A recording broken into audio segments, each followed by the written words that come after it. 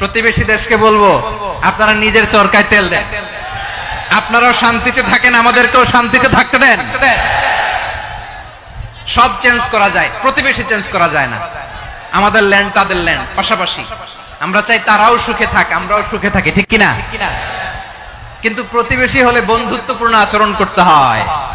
প্রতিবেশী যদি বন্ধু না হয়ে প্রভু হতে চায়, এরকম দানব প্রতিবেশী কেউ চায় না। ভারত যদি বন্ধুত্ব উপহার দেয়, আমরাও বন্ধুত্ব দিব, কি বলেন?